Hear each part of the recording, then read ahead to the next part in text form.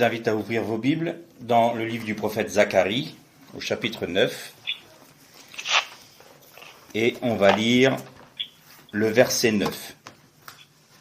Zacharie 9, 9.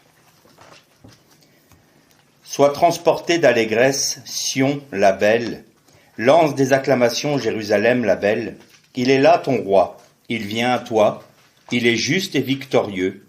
Il est pauvre et monté sur un âne, sur un ânon, le petit d'une ânesse. On arrêtera là notre lecture pour l'instant. Zacharie prophétise la première venue du Messie.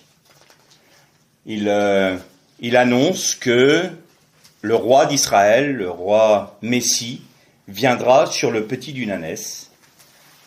Et le fait même qu'il parle d'un âne est très particulier. Vous verrez que dans la méditation, il annonce non seulement la première venue du Messie, mais aussi sa deuxième venue. Et nous allons le voir un peu plus loin. Donc quand Jésus est arrivé de Jérusalem, il était monté sur un ânon. Et là, le prophète Zacharie nous dit, il est pauvre, c'est-à-dire il est humble. Lors de la première venue du Messie, Yeshua est venu non pour imposer la Torah et le commandement de Dieu sur la terre, mais pour l'apporter avec humilité et avec douceur. Cependant, on voit juste dans ce passage que l'on a lu, cet insert qui dit « il est juste et victorieux ». Et ça, c'est très intéressant parce que Yeshua, il est le tzaddik, c'est-à-dire le juste par excellence. Mais celui qui était appelé juste, dans le monde juif, celui qui est appelé juste, c'est Yosef. Parce qu'il n'a pas succombé à la tentation de la femme de Potiphar. Donc dans le monde juif, celui qui est le tzaddik par excellence, c'est Yosef. Et en disant cela, Zacharie montre que c'est le Mashiach ben Yosef qui va venir pour la première venue. Donc Jésus endossait ce statut du Messie, fils de Joseph, et il a remporté la victoire sur l'ennemi à la croix. Et quand Nathanaël a été abordé par Philippe, Philippe lui a dit « Nous avons trouvé celui dont nous a parlé Moïse ». Donc de qui avait-il parlé Moïse? Il avait dit au peuple d'Israël « Un autre prophète comme moi viendra, écoutez-le, faites tout ce qu'il vous dira ». Et ils ont très bien compris, le peuple d'Israël à ce moment-là a très bien compris que ce prophète qui allait venir serait le Messie. Et Philippe dit à Nathanaël, qui était un juif pieux, on l'a trouvé. Le Messie, fils de Joseph. Alors, si on lit de manière superficielle la Bible, on se dit, bah oui, fils de Joseph le charpentier. Mais comme en France, un train peut en cacher un autre, un Joseph peut en cacher un autre. Et là, on ne parlait plus de Joseph le charpentier, mais c'était bien celui dont nous a parlé Moshe, c'est-à-dire le Mashiach ben Yosef, le Messie, fils de Joseph. Et c'est la raison pour laquelle il est appelé par Zacharie juste et victorieux, parce que le roi d'Israël, le roi de Jérusalem, est venu monter sur un ânon, c'est-à-dire en étant revêtu d'humilité, puisqu'il avait revêtu notre chair, et il était venu satisfaire, on va dire, la justice du Père, la justice de Dieu, en mourant sur la croix, et comme nous le dit l'apôtre Paul, il a revêtu notre chair de péché pour clouer le péché, pour condamner le péché à la croix. Donc c'est ce qu'il a fait pour la première venue. Ensuite, que s'est-il passé? Les nations ont plus reçu l'évangile de Yeshua que le peuple même de Dieu. Et c'est ça que disait Jésus aux pharisiens, du moins aux prêtres. Il leur disait, mais Ésaïe avait bien prophétisé sur vous. Vous ne m'avez pas reçu. Vous ne me croyez pas, et pourtant Moïse a écrit de moi.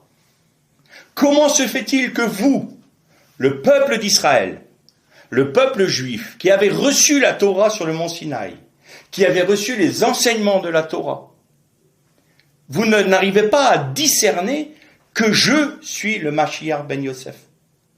Et Ésaïe avait prophétisé, et il avait dit, je me laisserai, en parlant de l'Éternel, je me laisserai trouver par un peuple qui ne me cherchait pas, par un peuple qui ne me connaissait pas. Que s'est-il passé à la résurrection du Christ? Eh bien, la première église, n'en déplaise à certains dans le monde chrétien qui n'aiment pas du tout qu'on parle comme ça, mais que voulez-vous, c'est biblique, donc on ne peut pas dire autre chose. Les premiers frères, étaient tous juifs. Pendant une bonne dizaine d'années, l'église était exclusivement juive. C'était un bras du judaïsme, c'était une branche du judaïsme. C'était d'ailleurs ce que l'on appelait à l'époque, c'était les notzri. Notzri, c'est les nazaréens. On ne s'appelait pas chrétiens à l'époque. Et les frères et les sœurs des premières années de l'Église ne s'appelaient pas des chrétiens. Ils se disaient, nous sommes les saints du Messie ou les frères. Il y avait le mot chrétien est venu par les Romains comme une insulte. Et ensuite, c'est devenu, ça veut dire littéralement petit Christ. Et donc après de cette insulte qui s'est répandue dans l'Empire romain, eh bien le terme chrétien est devenu démonstratif, quoi. Nous sommes des chrétiens. Mais à l'origine, quand vous parlez même dans l'hébreu moderne, le mot chrétien se dit notzri. Nous sommes des nazaréens. Parce que nous suivons la voie du maître Yeshua. La voie du Rabbouni Yeshua. Donc, l'Église, pendant une bonne dizaine d'années, a été exclusivement juive. Mais ce qu'ils avaient compris, c'est que toute la Torah, toutes les Écritures, c'est-à-dire ce qui va être les psaumes, les proverbes, le Cantique des Cantiques, le livre de Ruth, le livre d'Esther, et aussi tous les Névi'im, c'est-à-dire les prophètes, étaient accomplis en Christ. Et qu'ils trouvaient la plénitude et la finalité de la Torah dans la Torah du Messie. Et il est arrivé un moment où ils ont rencontré un problème. J'en ai déjà parlé, mais je le rappelle, parce que c'est toujours bon de remettre les choses à leur place. Eh bien, il y a eu le fameux passage où Pierre a été invité à aller chez Corneille. Corneille était un officier romain, donc un païen. Et un juif ne pouvait pas rentrer dans une maison de païens, parce qu'il ne pouvait pas être souillé par d'éventuelles idoles qui auraient pu être présentes dans la maison des païens, et notamment les Romains, puisque vous savez que chaque Romain avait dans sa maison ce que l'on appelait leur petit dieu, qui s'appelait des pénates. Culte des ancêtres et tout ça. Et donc, et d'ailleurs c'est venu dans notre culture et dans notre jargon, on dit je rentre dans mes pénates. Eh bien ça vient de ça. Les dieux romains s'appelaient des pénates, c'était les dieux domestiques. Et donc quand on allait rentrer dans nos pénates, on rentrait dans nos demeures où étaient nos dieux domestiques. Et il y avait ça dans toutes les maisons romaines. Donc un juif ne pouvait pas se souiller par l'idolâtrie des Romains. Et c'est la raison pour laquelle Pierre a eu cette vision de la nappe qui descendait avec des animaux impurs, et la voix de l'esprit qui disait « tue et mange ». Et Pierre il dit « aucun aliment impur n'est rentré dans ma bouche, je ne ferai pas ». Et une deuxième fois, la nappe descend, et la voix retentit « tue et mange ». Et une troisième fois, à tel point qu'au bout d'un moment, Pierre s'est dit « il y a quelque chose là ». Et il s'est réveillé, il est sorti de sa vision, et là il y avait des messagers qui disaient « tu es appelé à rentrer dans la maison d'un officier romain qui s'appelle Corneille, ils veulent te voir. » Et c'est là que Pierre a compris que Dieu lui disait, par cette vision, ne crains pas de rentrer dans la maison romaine de Corneille, parce que ce que j'ai déclaré pur est pur. Parfait. Pierre y va. Il commence à parler de l'évangile, et qu'est-ce qu'il constate? Tout d'un coup, le Seigneur répand sur son esprit sur la famille de Corneille. Donc sur des non-juifs.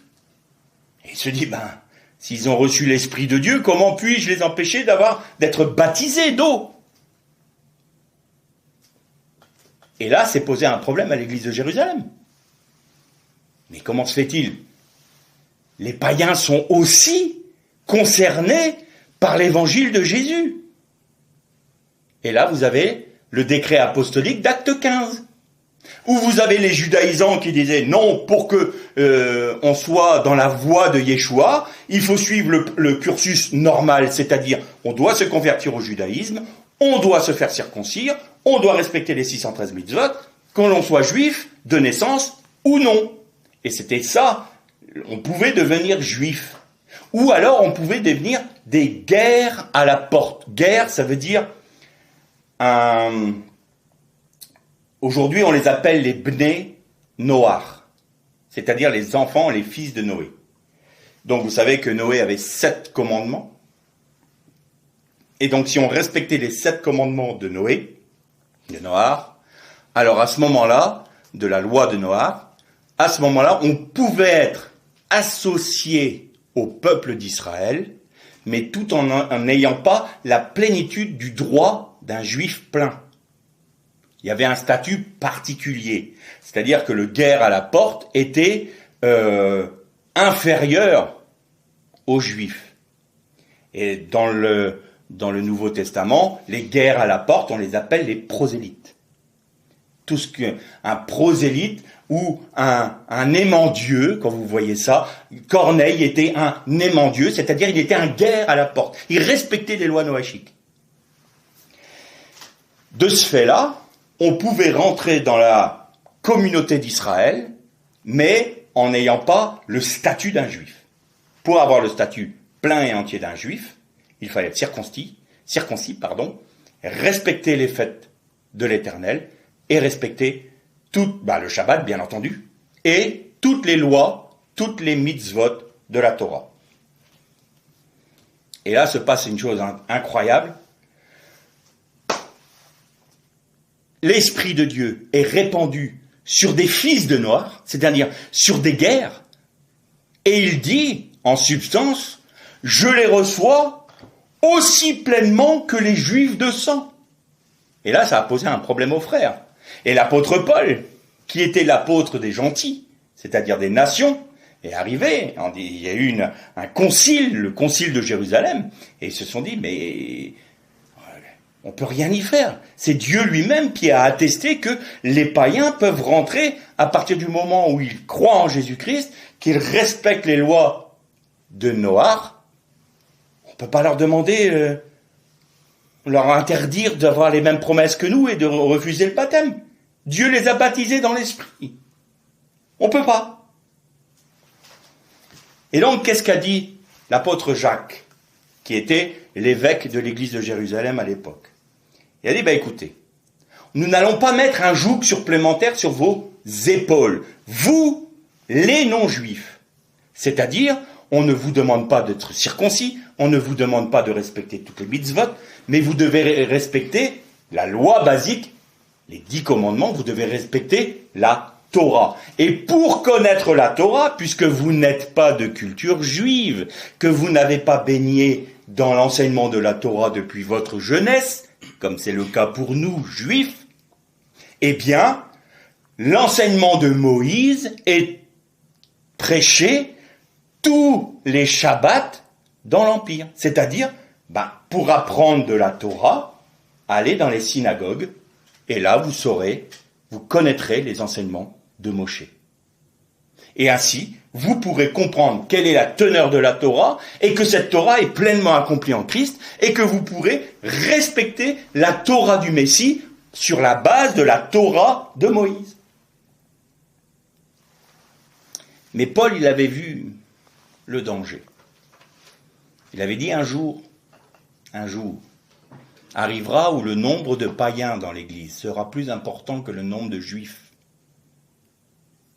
Et le risque, c'est qu'on rejette les frères juifs, d'origine juive, et puis d'en faire une Église païenne, du moins une église de gentils, en rejetant le judaïsme, en rejetant les préceptes de la Torah.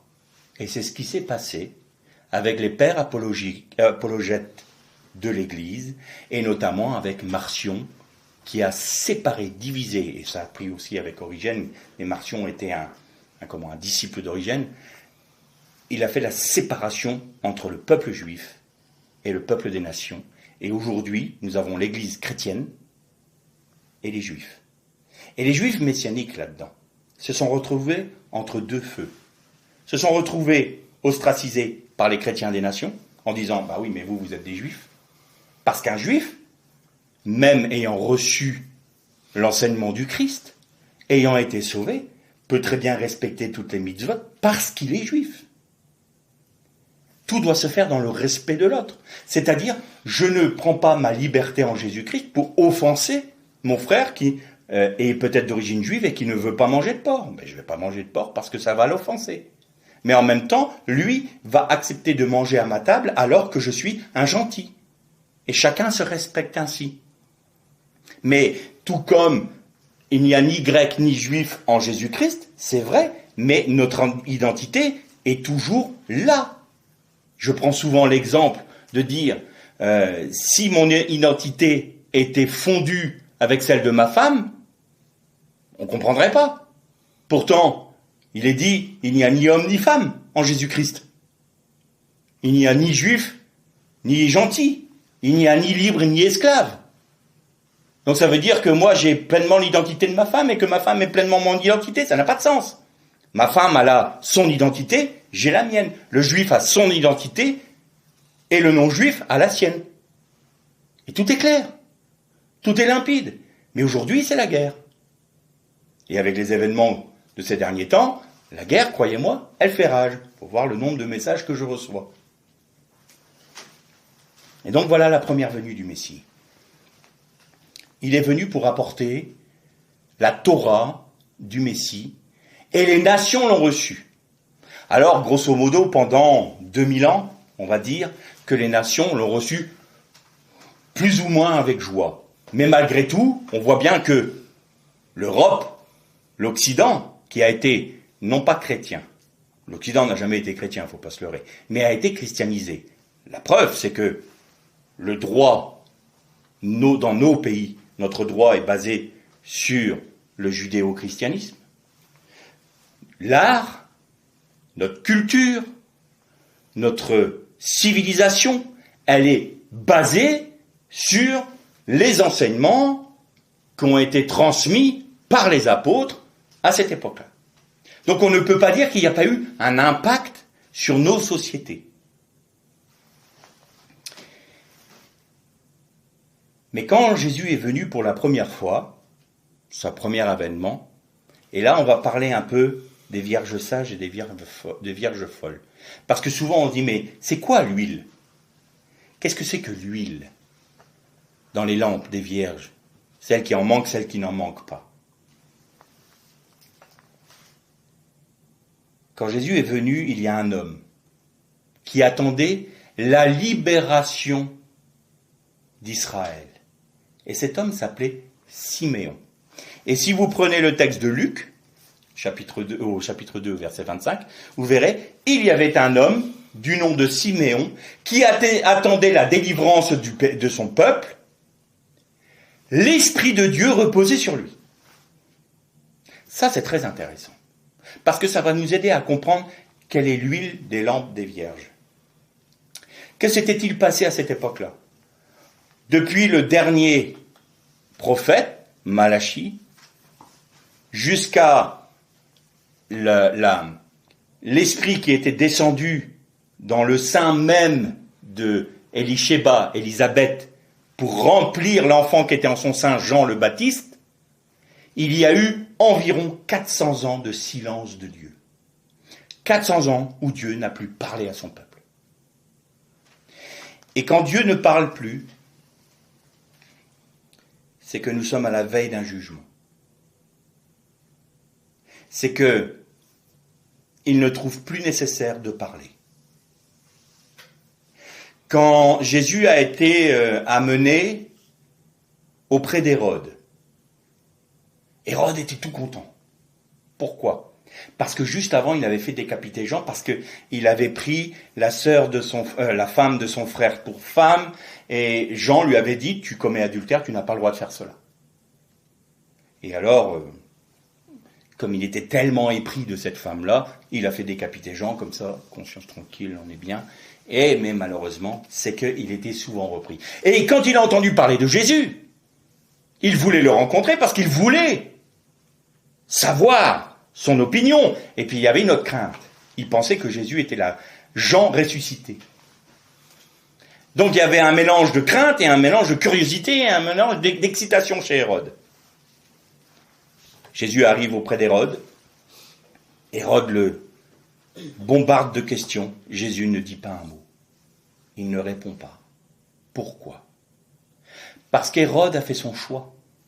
Parce qu'Hérode ne voulait pas savoir quel était le chemin de la repentance.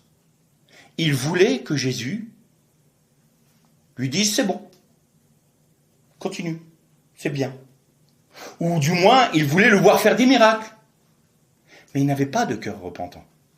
Il n'avait pas du tout l'intention de changer de vie. Quand on essaye d'entraîner Dieu dans nos fautes, quand on essaye d'entraîner Dieu dans nos pensées, quand on essaye d'entraîner Dieu dans notre théologie, Dieu ne repent pas. Parce qu'on ne veut pas connaître qui il est. Comment fait-on pour reconnaître un bon enseignement ? Il doit être basé sur la parole de Dieu. Et quand l'enseignement est donné, il y a un esprit de vie en lui. Chacun doit juger, pas juger dans le sens critiquer, mais discerner, apprécier, voir si le message est de Dieu ou non.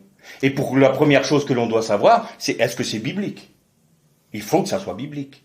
Les Béréens vérifiaient tout ce que les apôtres leur disaient. Ils prenaient la Torah, ils vérifiaient, c'est conforme à la Torah, on peut y faire foi. Mais quand on commence à utiliser la Torah, à la tordre, à utiliser la Bible, à tordre les paroles pour faire venir dans quelque chose qui n'est pas de Dieu, on le sent, nous qui avons l'Esprit de Dieu en nous, on discerne qu'il y a un problème. Alors parfois, cette parole qui va nous être donnée va paraître dure. Il t'est pas permis de faire cela. Et là, on peut prendre ombrage, mais on sait que c'est la vérité. On sait parce que c'est biblique. Alors on se dit, oui, mais j'ai pas envie. Ça ne me plaît pas, cet enseignement-là. J'en veux pas, je veux pas le recevoir, cet enseignement-là. Parce que ce n'est pas ce que je désire. Alors on peut prendre des textes et puis on va essayer de tordre, mais on voit bien que ça s'enclenche pas, ça colle pas. On sait très bien que c'est pas la vérité. Alors soit on s'enferme dans ce raisonnement-là et Dieu ne parlera plus. Jusqu'à ce qu'on ait un cœur repentant pour dire Seigneur, c'est ta volonté, c'est ta pensée que je veux, pas la mienne. Ou alors on se dit, ah oui, c'est vrai.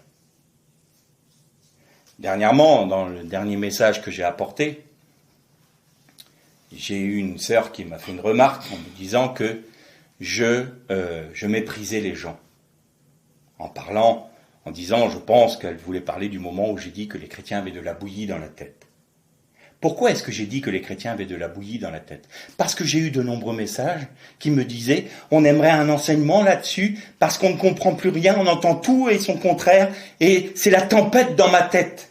Voilà textuellement les messages qu'on m'envoyait.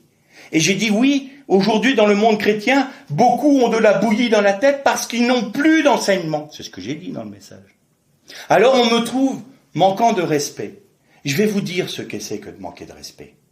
Manquer de respect, c'est garder pour moi tout ce que Dieu me donne. Et puis dire, tiens, je vais apprendre pour moi-même, je vais me mettre dans mon bureau, je vais étudier la Torah, jusque même dans l'hébreu, je vais recevoir des vérités de l'Éternel, je ne vais pas les partager, puis après tout le monde se débrouille. Ça serait manquer de respect. Ce qui est manquer de respect aussi, c'est de savoir qu'il y a un danger dans l'Église, et de ne pas le dénoncer. Et de dire, allez-y, foncez dans le mur. Accélérez même. Vous verrez les conséquences. C'est pas grave. Pour moi, pas de problème. Débrouillez-vous. Ça, c'est manquer de respect. Il y a une autre chose que je remarque qui est un manque de respect dans l'Église aussi. C'est quand le dimanche, ou aux réunions, vous avez des frères et des sœurs qui vous regardent droit dans les yeux en faisant un grand sourire. Bonjour mon frère, bonjour ma sœur. Et qui, le dos tourné, vous critiquent et ils vont faire courir des rumeurs sur votre dos. Ça, c'est manquer de respect. Alors parfois les paroles du oui peuvent paraître ah, tu manques de respect. Jésus, quand il a dit à certains prêtres, vous êtes une race de vipères, il manquait de respect. Quand il a dit, vous avez pour père le diable, il manquait de respect. Parfois il y a des paroles dures. Parce qu'il y a un danger. Mais vous savez, pendant 400 ans, il y a eu un silence de Dieu. Un jour, les voix qui disent, qui apportent ce message de l'évangile, qui dit, mourrez à vous-même, chargez-vous de votre croix. Christ va revenir en Israël, parce que c'est en Israël qu'il va régner. Préparez-vous à son avènement. Préparez-vous car l'heure vient. Un jour, ces voix-là vont se taire. Elles vont disparaître.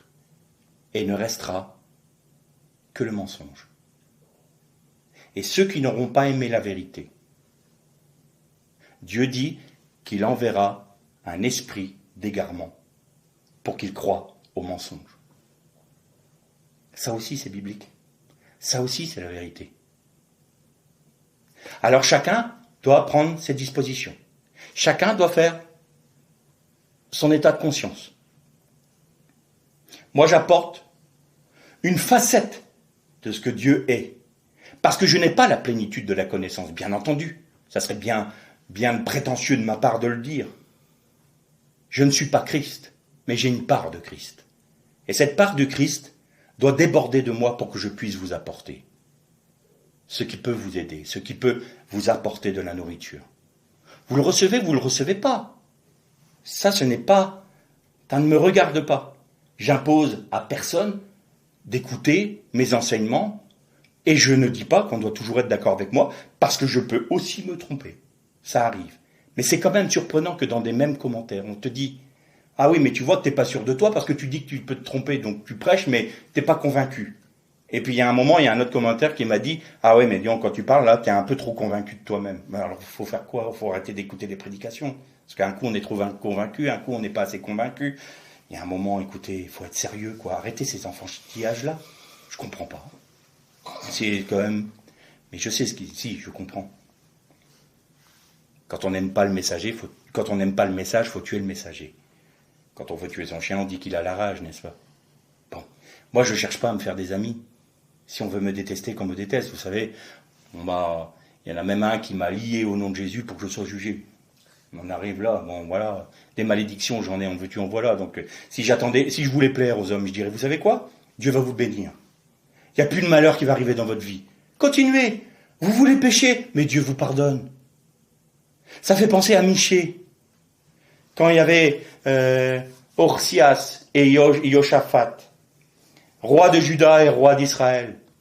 Le roi d'Israël dit à Yoshaphat, roi de Juda, est-ce qu'on fait la guerre ensemble, on s'unit, là?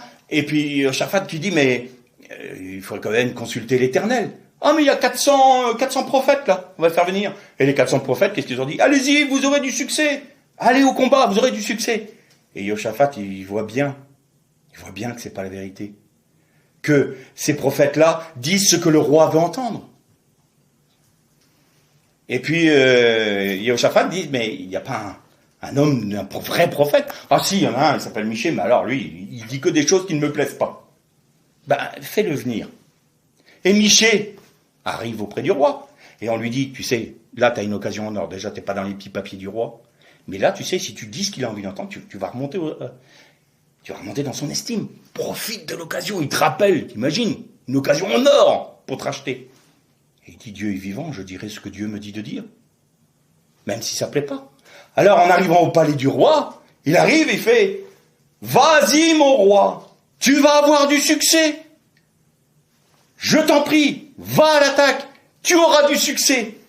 Et le roi qui lui dit, tu te moques de moi, dis-nous la vérité. Non, tu vas mourir au combat. Et qu'est-ce qu'il fait le roi? Il se retourne vers Yoshaphat, tu vois, je t'avais dit, il fait que dire des malheurs. Mais il savait très bien, même si il ne voulait pas entendre la vérité, il savait où elle se trouvait. Et ceux qui ne veulent pas entendre la vérité savent très bien où elle se trouve, mais ils n'en veulent pas. Alors un jour Dieu va se taire. Dieu se taira.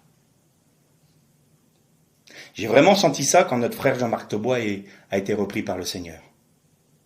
Je me suis dit, oh, il y a une voix qui s'est éteinte. Et ça m'a fait tellement mal, ça m'a tellement fait souffrir que notre frère soit parti. Et encore aujourd'hui, je ne peux pas en parler sans émotion. Parce que ce frère-là, c'était quelqu'un qui avait la voix de la vérité. Mais il est parti. Et d'autres partiront. Les voix qui aujourd'hui résonnent comme le chauffard qui prévient le peuple en disant « Prenez garde, préparez-vous, le Seigneur revient !» Un jour se tairont.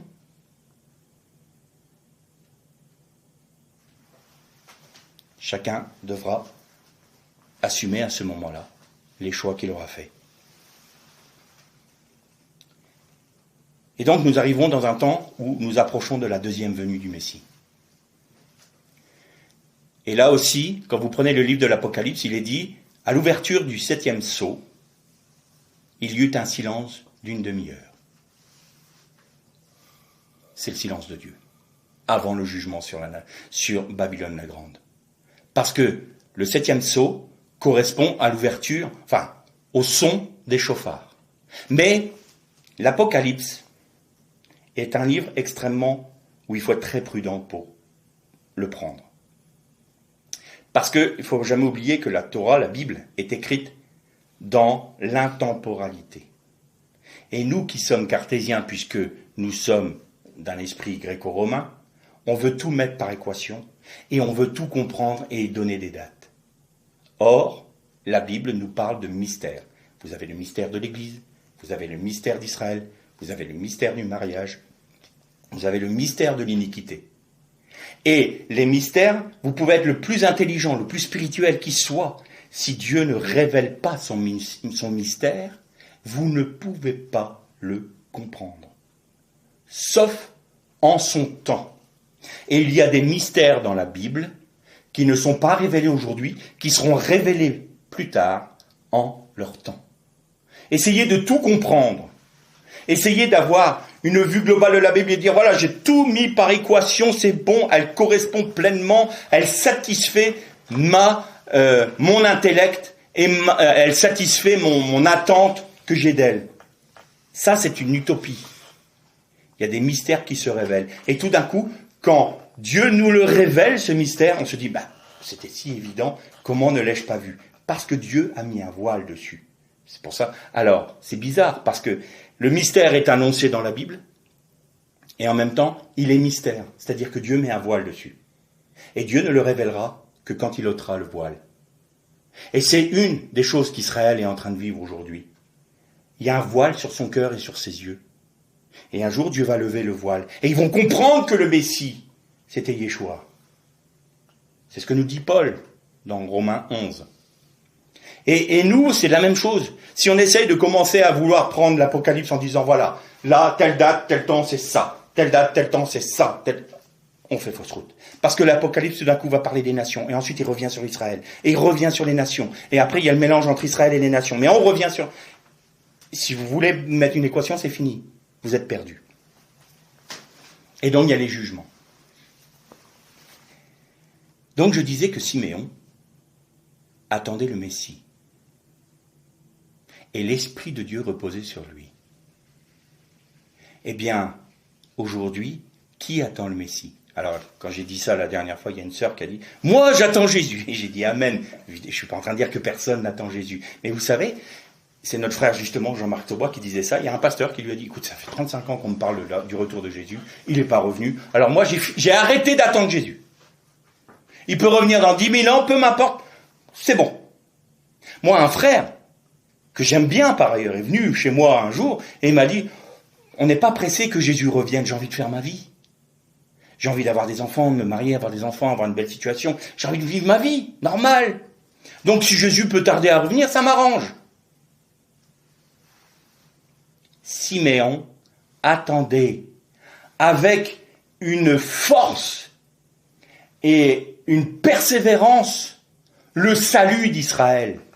Et c'est la raison pour laquelle l'Esprit de Dieu reposait sur lui. C'est la raison pour laquelle il avait de l'huile. On peut très bien dire, moi j'attends Jésus. Mais attendre Jésus de manière statique, c'est pas l'attendre.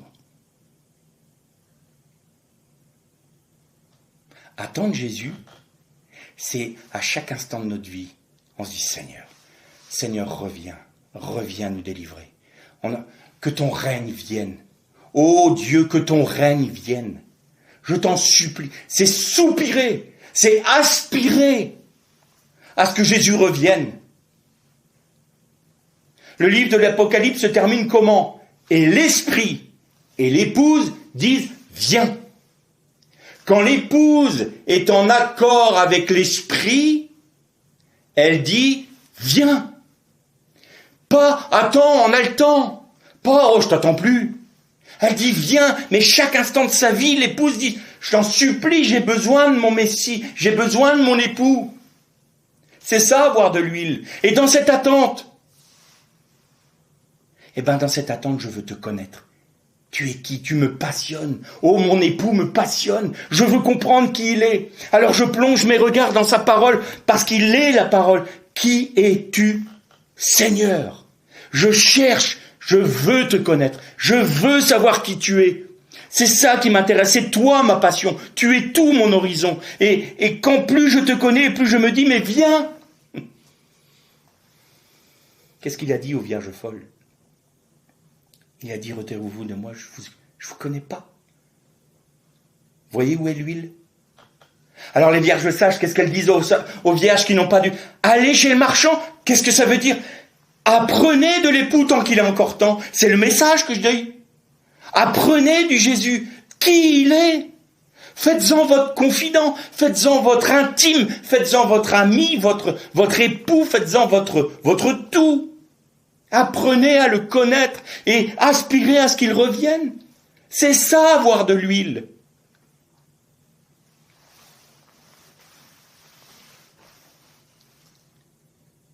Jésus est venu sur un âne.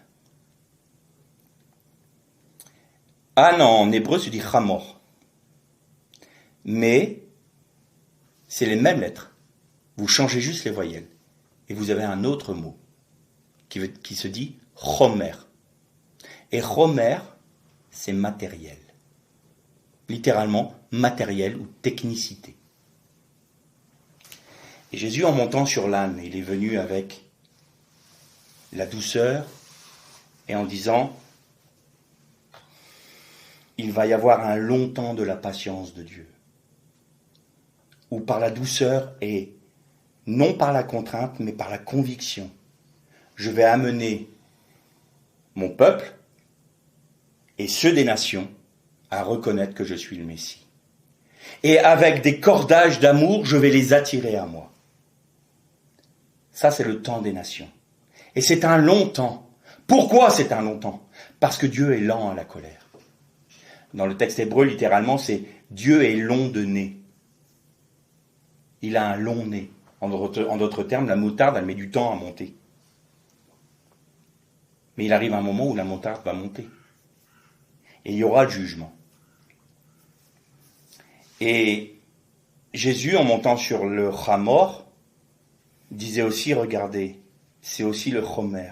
À ma deuxième venue, je viendrai dans un monde matérialiste, dans un monde de technicité, dans un monde qui aura remplacé la foi par la science et par le matérialisme. Est-ce que je dois développer le sujet ou est-ce que c'est assez clair pour nous tous? Nos sociétés sont ultra matérialistes et il n'y a que la technicité qui compte. La science est arrivée au rang de religion. Jésus revient. Alors, on va juste effleurer le sujet, parce que là aussi on en entend de tout et son contraire. On parle de l'enlèvement de l'Église. L'enlèvement de l'Église, déjà, c'est pas le bon terme qu'il faut employer. Parce que il est normal que, dans le monde évangélique notamment, on parle de l'enlèvement, c'est plus simple parce que ça veut dire que on va pas connaître la mort. Donc ça, c'est quand même pas mal. Et puis en un clin d'œil, on est enlevé. Si on peut vivre en bonne santé et ne pas connaître la mort, on peut prendre, c'est sympa.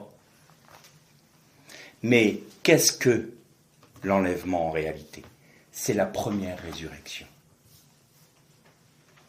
Paul dit aux Thessaloniciens qui se posent des questions, parce que eux croyaient que Jésus revenait tout de suite. Et à un moment, ils ont posé la question à Paul en disant, mais attends, est-ce que Jésus serait revenu? Est-ce que le royaume messianique serait arrivé sans qu'on s'en rende compte? Et Paul leur dit, non, je vous rassure tout de suite. D'abord, il faut qu'il y ait la résurrection, la première résurrection. Les morts en premier lieu ressusciteront. Et nous, les vivants, nous participerons à cette résurrection. On sera rassemblés en un atome de temps, littéralement dans le grec. En un atome de temps, nous serons rassemblés avec Jésus dans les cieux. Et c'est là où je vous disais tout à l'heure qu'il est important de comprendre que la Torah est dans l'intemporalité. On n'est pas dans le temps. Depuis que Jésus est mort, il est en train de revenir. Parce que nous, on voit le temps de 1000 ans. Mais aux yeux de Dieu, 1000 ans sont comme un jour et un jour est comme 1000 ans. Il n'y a pas de temps. Donc Jésus est en train de revenir. Et au moment où il est donc dans le retour, et à un moment donné, ceux qui sont morts en Christ et ceux qui sont en Christ seront rassemblés dans les cieux pour le retrouver. Et ensuite, que nous dit Zacharie? Chapitre 14, Zacharie nous dit, et l'Éternel, Yeshua, posera ses pieds sur le mont des Oliviers, il viendra avec ses saints. Donc si les saints doivent être avec Jésus pour son retour sur le mont des Oliviers, il faut qu'il les rejoigne avant. Il y a un frère qui dit que l'enlèvement, c'est une allégorie. Il le met au même titre que les allégories de l'Apocalypse. J'ai envie de lui poser la question, le sacrifice de Jésus, c'est une allégorie aussi? L'enlèvement de l'Église est dans une épître de Paul, c'est une épître didactique, qui fait autorité, qui est bon pour l'enseignement. Le livre de la Révélation est une prophétie, un style de prophétie. Les prophètes sont des prophéties qui ont une condition. Les prophètes, notamment Jonas, qui dit « Encore 30 jours et Ninive est détruite ». Et puis, le roi de Ninive se repent, et l'Éternel dit « Je ne détruirai pas Ninive ». Il y a une condition. Ça, c'est typique des Névi'im, des prophètes. Mais la révélation, c'est eschatologique. Donc, c'est des images. Je vis comme un fils de l'homme. Je vis un agneau immolé. C'est comme Ézéchiel. Mais de dire que la résurrection des morts, parce que c'est pas l'enlèvement qui est en premier lieu, l'enlèvement est une conséquence de la première résurrection. De dire que c'est une allégorie, alors il ne croit pas à la résurrection. Alors on est les plus tristes des hommes, alors. Vous voyez qu'il faut être biblique. Donc il y aura le silence de Dieu. Il y aura le rassemblement avec Jésus. Et Jésus reviendra avec ses saints, régner en posant ses pieds, pas sur la butte de Montmartre. Je suis désolé, on revient toujours à Israël. C'est un peu pénible. Mais sur le mont des Oliviers. Et quand il a dit à ses disciples, il a annoncé que le temple allait être détruit, il a annoncé ça pour dire qu'on rentrait dans les temps de la fin au moment même où le temple serait détruit.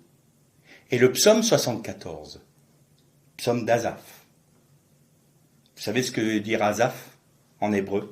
Ça veut dire moissonner, rassembler, recueillir.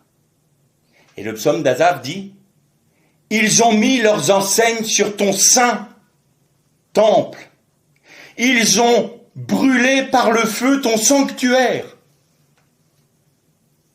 Ça, c'était l'attaque des Romains en l'an 70 qui ont détruit le temple. Et Jésus dit, le signe de l'avènement du Fils de l'homme, c'est ça. Alors, on nous parle de la grande tribulation. Alors, c'est quoi la grande tribulation? Elle va durer 7 ans. Les 7 années, c'est pas faux.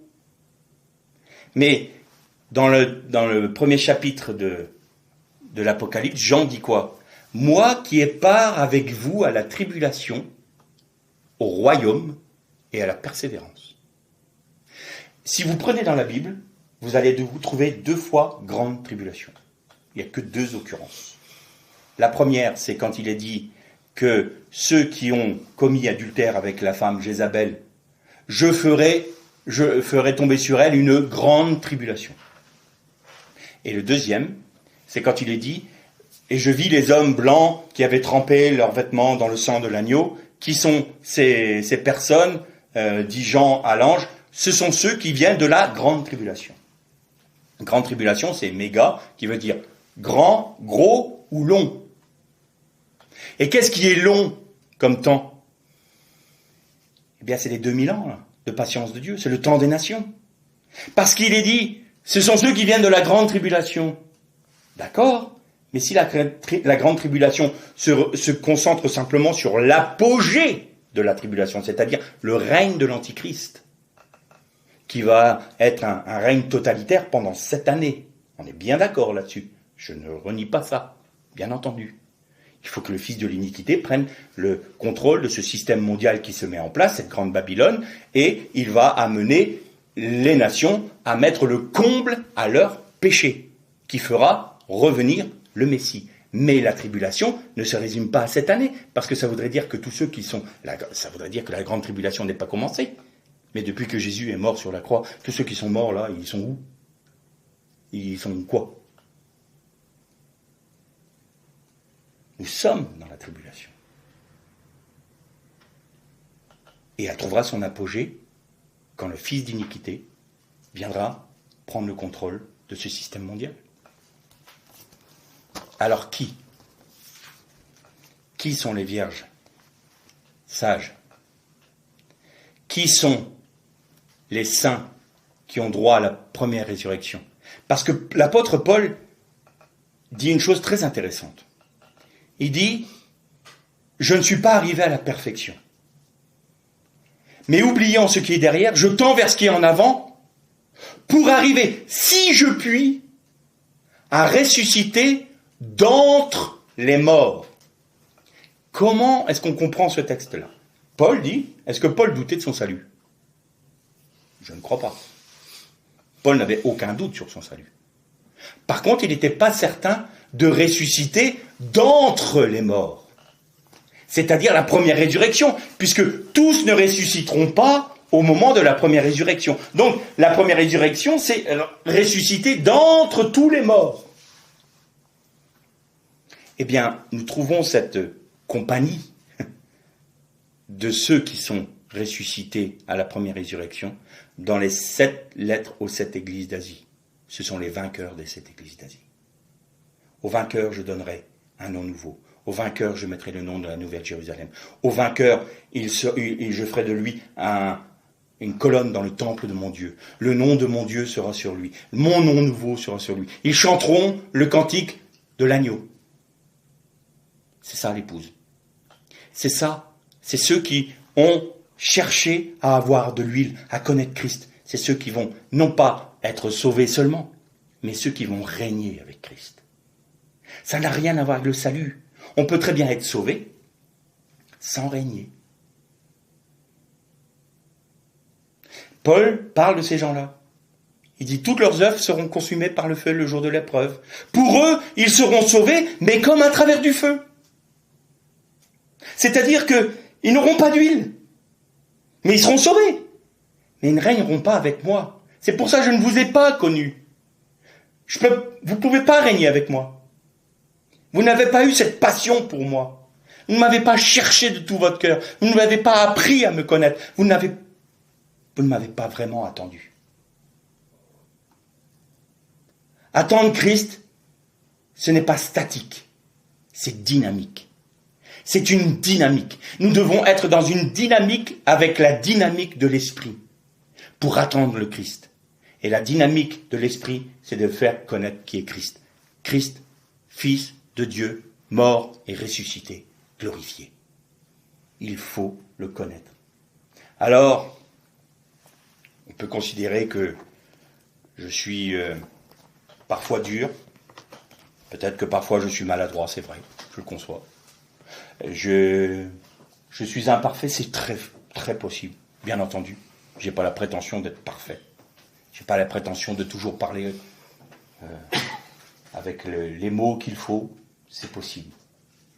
Mais je crois que si je ne prévenais pas, que le Seigneur revient, que le silence de Dieu va arriver, que le jugement de Dieu va frapper ce monde perdu, et que j'appelle tous ceux qui attendent le Christ à réellement le chercher de tout leur cœur, afin de revêtir pleinement ce qu'il est lui.